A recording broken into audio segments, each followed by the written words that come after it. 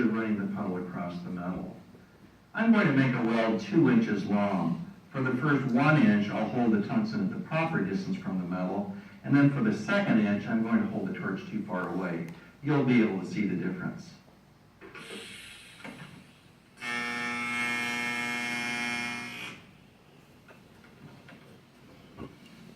Okay, so we'll take a close look at this, and you can clearly see that the first portion of the weld looks very nice. There's a well-defined bead, and in the area where I had the tungsten too far away, the bead has gotten much wider and has flattened out, and there is not good definition of the weld bead itself. So that's the problem with holding the tungsten electrode too far from the metal. There's a problem with holding the fillet rod too close to the electrode.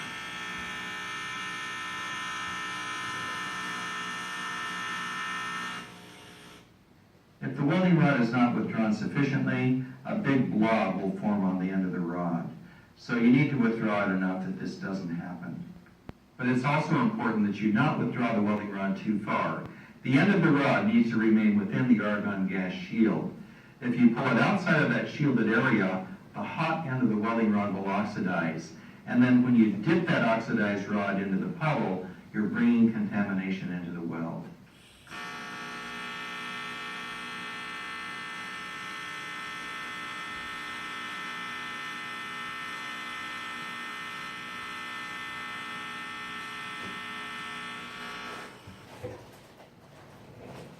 You'll see little black flecks around the weld area. That's an indication that this weld is contaminated.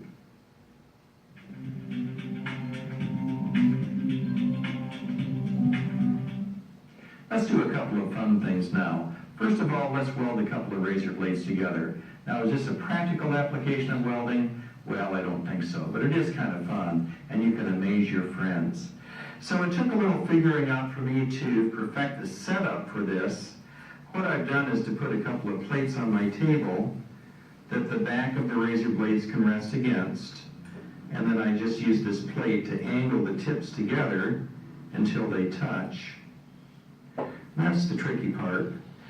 And then it's really hard to start an arc on that narrow little edge.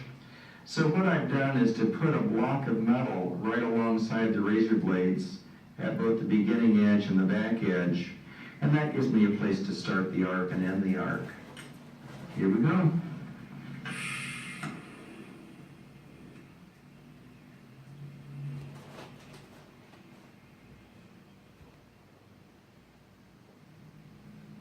Okay, there's our weld on a couple of razor blades. Let's pull that out and take a look. So if you ever need to weld razor blades together, now you know how to do it.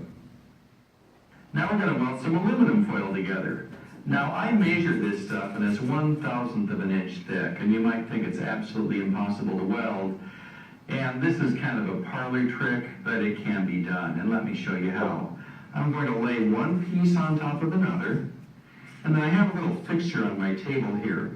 This is just made from a couple of pieces of 1/8 inch thick material. So let me spread these apart.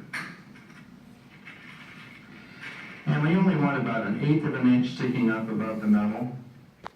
The amount's not critical.